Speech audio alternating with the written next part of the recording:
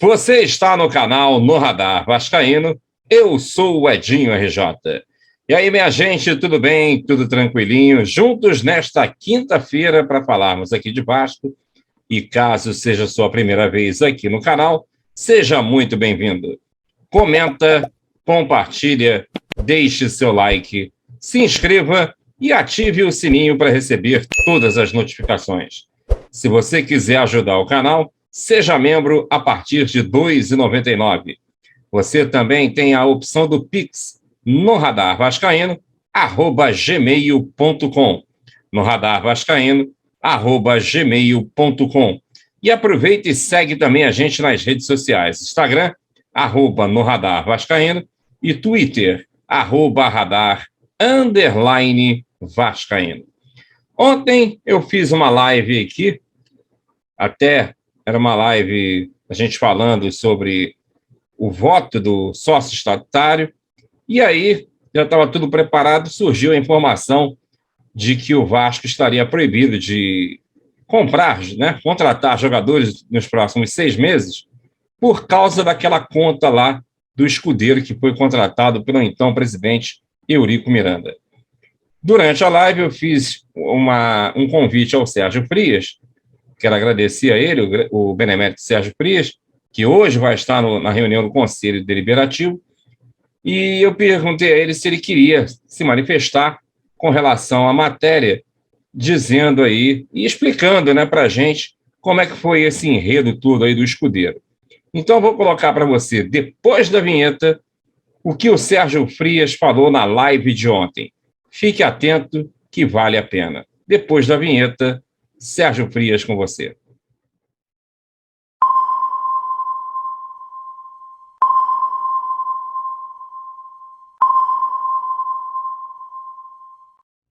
É isso aí. Deixa eu agradecer agora aqui a presença do Sérgio Frias.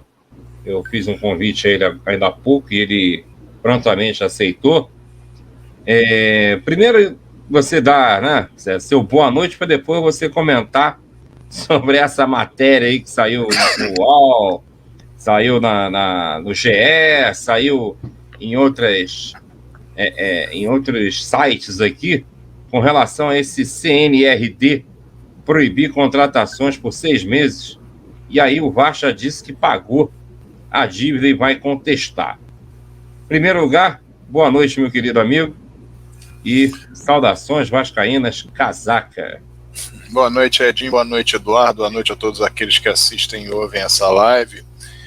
Esse tipo de matéria, ele me soa meio estranho, porque o Vasco diz que já pagou, mas há punição, e parece uma coisa incrível, uma punição de algo que já está pago, sem que não se tenham tomado as devidas providências, com vários meios de comunicação falando sobre isso, e a questão do escudeiro no meio. Eu já mandei no Twitter uma sequência. Eu não era uma pessoa que usava muito o Twitter, mas vejo que de fato é um lugar onde você pode passar muitas informações. Eu vejo no Twitter um lugar de muita desinformação, e eu, com muita tranquilidade, tenho conhecimento sobre o assunto que eu falo, então eu posso ali passar informações para o público, e claro, umas vão colher as informações, outras podem querer ser elucidadas. Eu não me ponho no Twitter como aquela pessoa que quer começar a discutir o sexo dos anjos. Eu discuto ali aquilo que de fato é essencial para o Vasco, essencial dentro da história do Vasco, é importante dentro da história do Vasco. Então hoje pela manhã eu tive a oportunidade de falar sobre a matéria que saiu ontem, da 777 Partners, dizendo que a direção do Vasco dizendo que buscaria profissionais de scout, etc. E eu elucidei o público a mostrar que foi um trabalho que foi feito com grande êxito entre 2015 e 2017, com a busca de talentos, uma série de questões que estão lá postas no Twitter. E quando eu li a matéria do escudeiro, o escudeiro, todos sabem, virou um emblema, porque o Eurico Miranda ele colocou o escudeiro como presente de Natal em 2017, que na verdade não era ele, não era ele que seria, aliás, de 2016 para 2017, não era ele que o Vasco ia contratar. Quem então, seria? Havia duas opções de contratação naquele final, e as coisas por um aspecto. Uma não deu certo porque houve uma, vamos dizer, uma nova motivação do outro clube para manter o atleta. E o outro era o Luiz Fabiano, que por uma questão ainda de não liberação, ele não pôde ser posto naquele momento, só apareceu ali entre janeiro e fevereiro. O outro era o Diego Souza. Eram os dois jogadores que o Vasco estava atrás. O Diego Souza estava com problemas no esporte, o Vasco chegou a garantir o pagamento, e aí o atleta, o esporte acabou fazendo uma oferta para o atleta ficar, um contrato parece de mais de 2 anos, se não me engano, alguma coisa assim. Aí isso acabou deixando que o atleta ficasse lá no esporte. E o Luiz Fabiano estava tudo certo, se sabia já que ele viria para o Vasco, mas havia o problema chinês. E aí as opções que sobraram, quer dizer, que tinham aí, eram duas. É interessante isso, pouca gente sabe disso. Uma era o Dátolo. Vocês lembram do Dátolo? Foi um atleta que fez inclusive um dos gols na final da Copa do Brasil 2014, Cruzeiro e Atlético e Cruzeiro, no primeiro jogo. Era um bom jogador, enfim. E o Escudeiro, que era um atleta que tinha vindo bem aqui no Vitória, sem dúvida nenhuma, jogou muito bem no Vitória da Bahia. Então, ele tinha ido bem no Vitória, enfim. Mas tinha que apresentar lá o presente de Natal, né? O que ia apresentar para o torcedor? A meia de Natal, né? As pessoas iam olhar, cadê o presente e tal. Então, foi falado que veio o Escudeiro, então foi o Escudeiro. Mas, evidentemente, que o Escudeiro não era a principal contratação que o Vasco vislumbrava para a temporada. De qualquer maneira, o Vasco, como todos sabem, no final da gestão do Eurico Miranda, o Vasco teve muitos problemas com relação a pagamento de salários, já tinha uma pendência com o Escudeiro, especificamente com o Escudeiro anterior, se não me engano. Aí eu teria que ver nos meus alfarrábios o que exatamente era. Mas era um atleta que, com a entrada do dinheiro do Paulinho, com certeza você podia pagar e resolver tudo ali. E aí eu faço uma colocação no Twitter exatamente a respeito disso. O Eurico Miranda, ele tomou uma atitude que eu entendi diferente. Eu não tomaria essa atitude. E explico por quê. Quando nós estávamos ali entre julho e agosto de 2017, o Vasco já tinha vendido o Douglas Luiz, isso tinha causado um certo reboliço, porque como é que o Vasco vai se classificar para a Libertadores sem o Douglas Luiz? Enfim, como é que pode? Com a revelação. Mas o valor foi muito bom, o Vasco vendeu por 12 milhões de euros, mais 2 milhões de bônus. Então, o valor realmente era um bom valor. Mas veio a oportunidade de vender o Paulinho. E se sabia que esse final de gestão do Eurico ia ter um problema muito sério com relação aos seus parceiros. Por quê? Se fosse uma eleição que as pessoas tivessem certeza que o Eurico ganharia, a chapa do Eurico ganharia, tudo bem, elas aportavam, já sabiam que o Vasco pagava na frente, o Vasco pegava o dinheiro, pagava na frente, conseguia um valor, conseguia uma verba, e ia rodando, ia fazendo com que, porque esse dinheiro que era pego, você pagava parte da dívida, você pagava a conta, então você ia diminuindo a dívida, mesmo que você tivesse ali uma pequena margem de juros.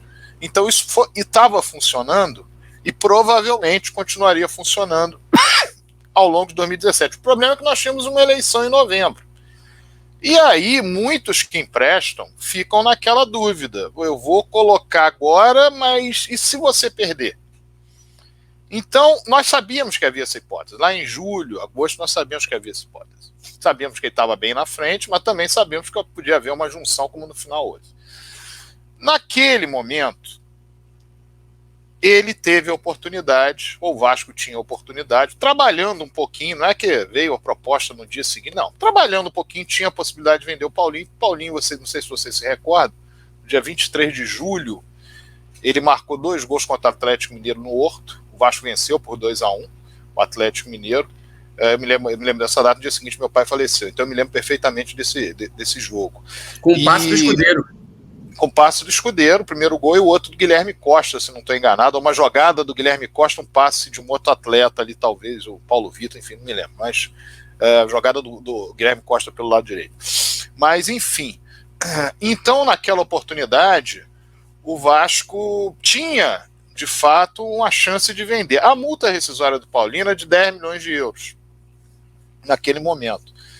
E nós entendíamos, eu, Marco Antônio Monteiro, outras pessoas que estavam ali dentro, olha, é melhor vender o Paulinho. Ah, eu não vou vender, porque se eu vender o Paulinho, vai valer daqui a 6 meses o dobro. Pô, as pessoas vão dizer que eu sou burro, que não sei o que e tal, não tem a menor condição, vou fazer um negócio desse, tem que o importante é o Vasco, porque não sei o que, papapá, aquelas coisas que o Eurico tinha.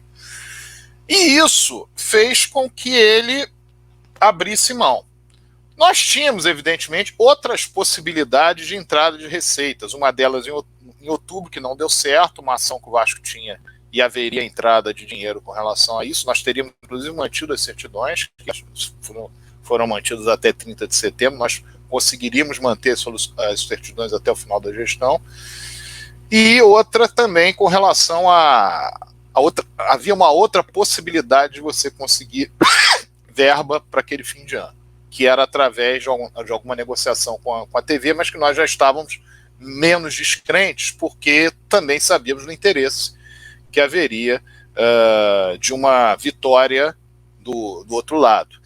Então eram essas possibilidades. Mas com a venda do Paulinho estaria resolvido. Bom, o Eurico então não quis vender o Paulinho, ok?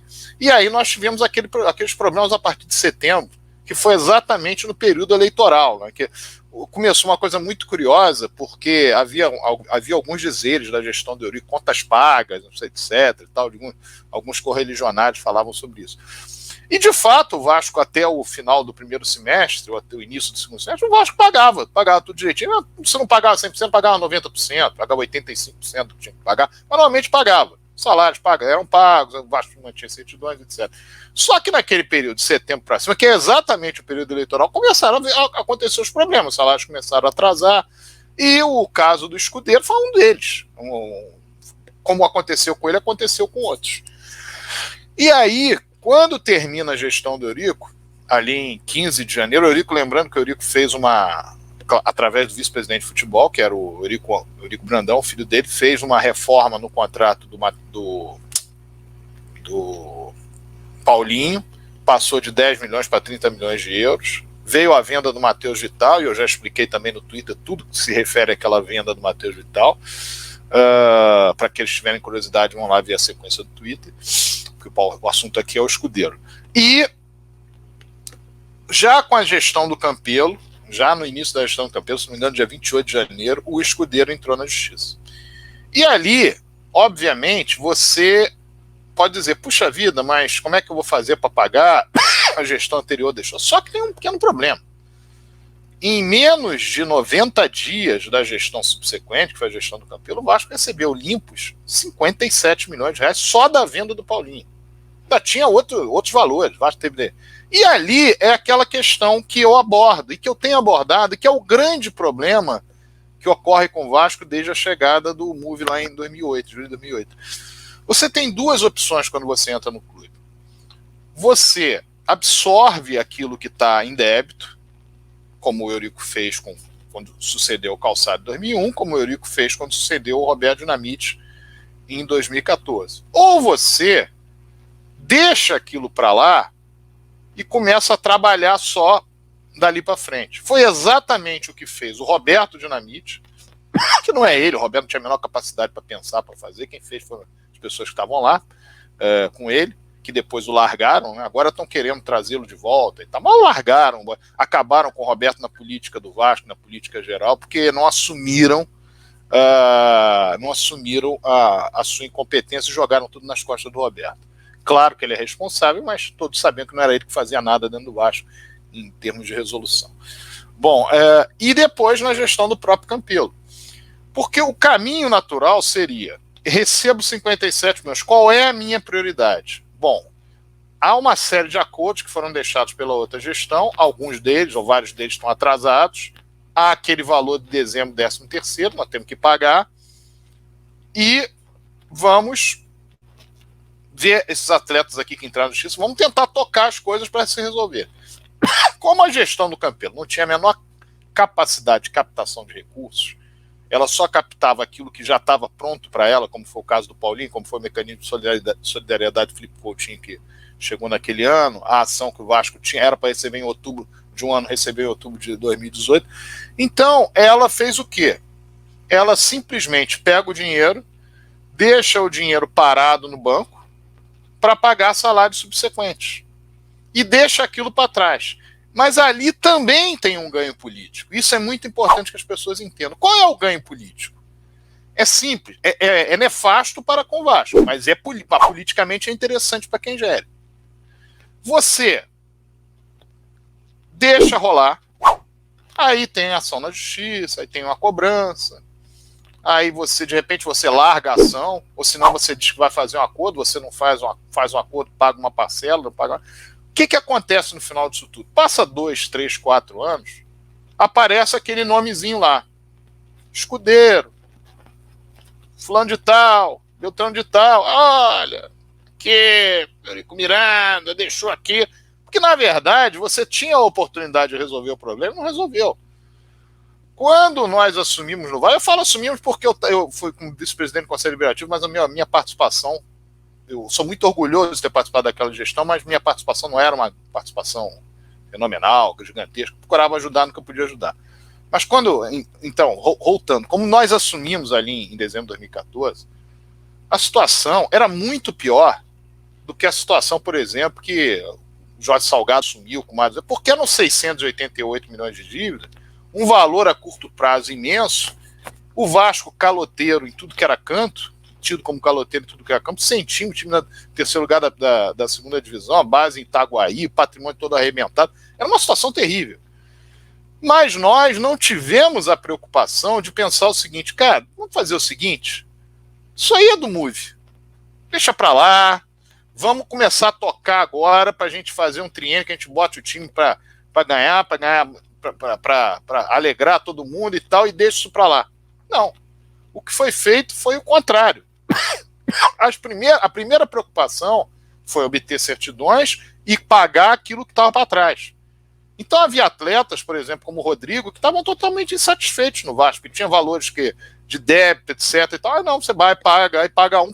Nós pagamos jogadores que nem praticamente foram jogar. Ney, por exemplo, nós pagamos. Mas qual era o objetivo? Nosso objetivo é, vamos resolver o que está para trás para a gente poder tocar para frente.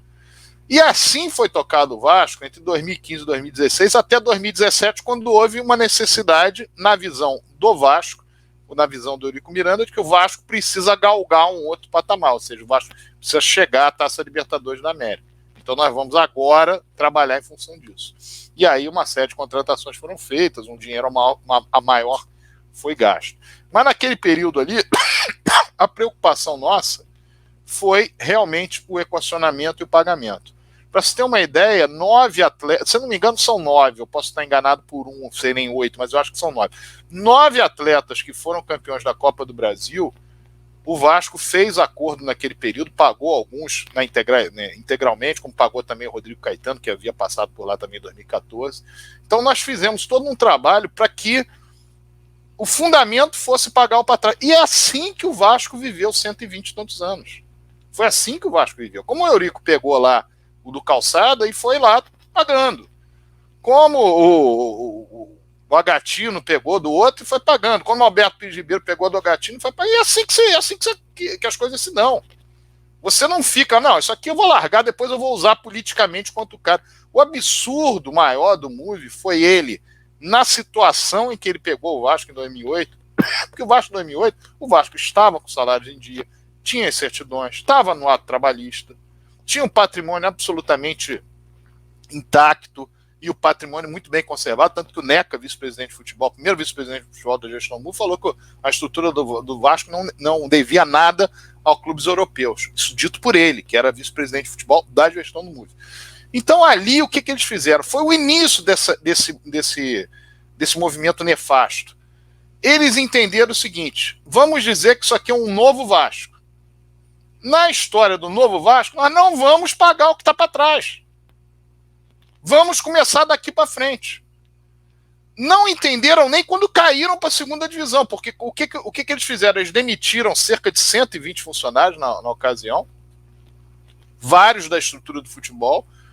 O Vasco caiu de divisão. Eles não entenderam o que eles estavam fazendo e começaram, mas não vamos pagar fulano, não vamos pagar Beltrano, não vamos pagar Cicano. E aquilo foi criando um caos que, no final das contas, eles ficavam todos satisfeitos, que aparecia lá em 2010, o Vasco deve a não sei quem. ao Giovanni Gávio. Só que o que eles não contavam é que o Giovanni Gávio, que é o atleta de vôlei, quem lembra, o Giovanni, que foi a seleção brasileira, o acordo dele estava pago até junho. E o Giovanni Gávio é da época do Calçada. Isso não tinha a menor importância pro Eurico, como tem que ter importância para ninguém. Estava lá sendo pago, estava dentro no acordo feito, tudo bem. Como outros tantos, como Romário, como outros tantos. Então, essa é a filosofia. Essa é a forma de pensar. Aí vocês podem dizer, poxa, mas qual é a diferença do Jorge Salgado? Não, o Jorge Salgado fez uma coisa que foi muito pior em termos institucionais, que foi a saída do ato trabalhista.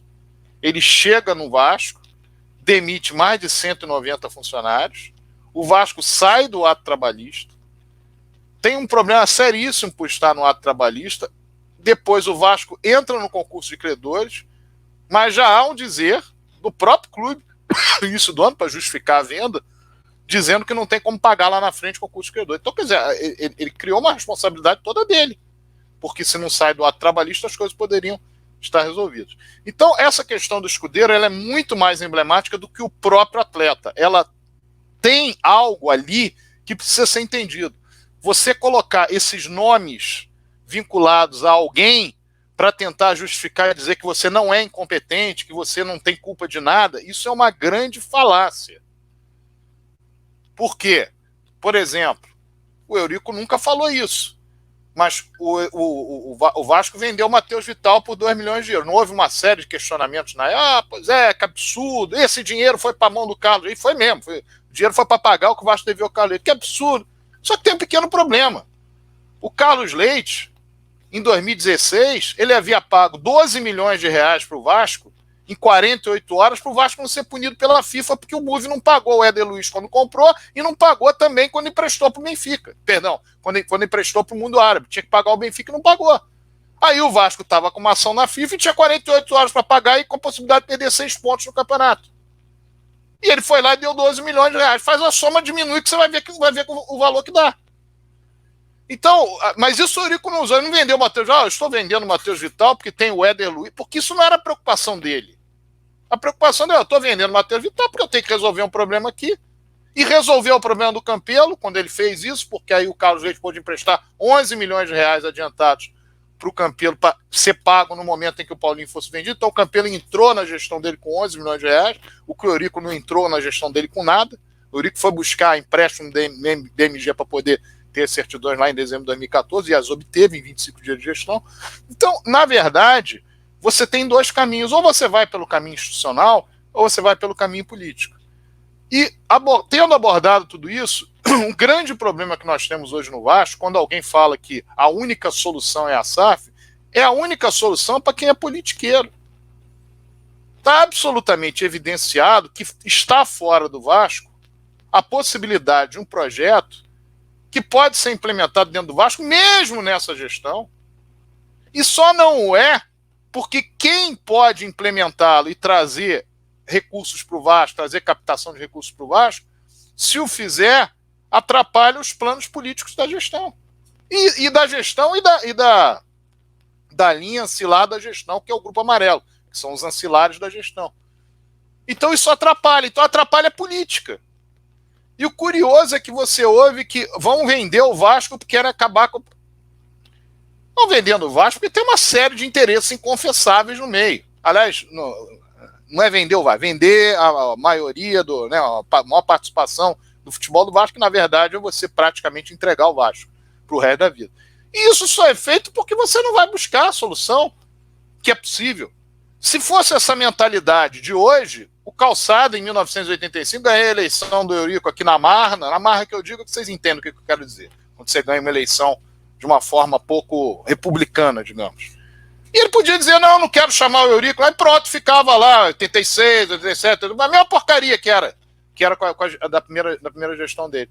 Mas ele entendeu, não, se eu não chamar o Eurico, esse troço não vai andar.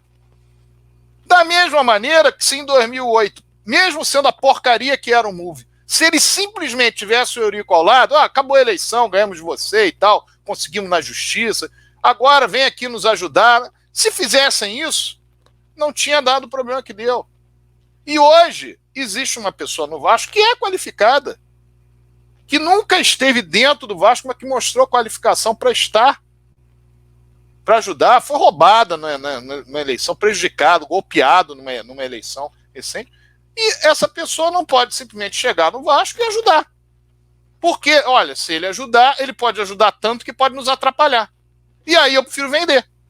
Então, os grandes problemas do Vasco estão dentro da lógica da politicagem? Estão. Mas quem faz essa politicagem é exatamente quem está buscando vender. Então tem alguma coisa muito errada aí. Porque se fosse uma politicagem dos dois lados, esse lado aqui, o outro também só quer saber de política. Não é. É politicagem de um lado só. Sistemática forma de buscar o poder e, uma vez dentro do poder, perseguir, procurar jogar nas costas do outro. Nós temos que lembrar que o Jorge Salgado, uma partida Vasco e Vila Nova ano passado, quando o Vasco já tinha sedimentado que ficaria na Série B, ou praticamente sedimentado ficaria na Série B, então apareceu um rapaz, um torcedor ali perto do gradinho onde ele estava, aí virou, Salgado, isso, aquilo, aí ele perguntou, a culpa é minha? Esse é o problema desses caras, o cara entra, põe o time na segunda divisão, precisava de 7 pontos, 7 jogos, faz 6, deixa o time na segunda divisão, chega no final de que a culpa não é dele, vai vender. Então essa situação é uma situação por falta de pensamento institucional. Queria só dar essa palhinha aqui com o Edinho, para não atrapalhar muito o programa de vocês, eu só queria realmente passar essas informações para vocês.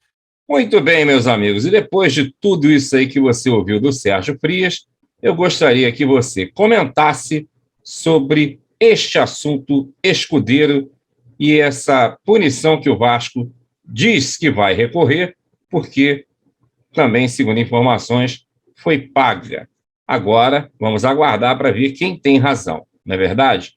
Bom, esse era o assunto que eu gostaria de abordar agora, e no Radar Vascaíno volta mais tarde. De repente, na parte da tarde, entre 4h30 e 6h30, pode ser que role mais um vídeo aí, dependendo das notícias, tá bom? Mas às 9 da noite, com certeza, a gente está de volta com mais uma live para você.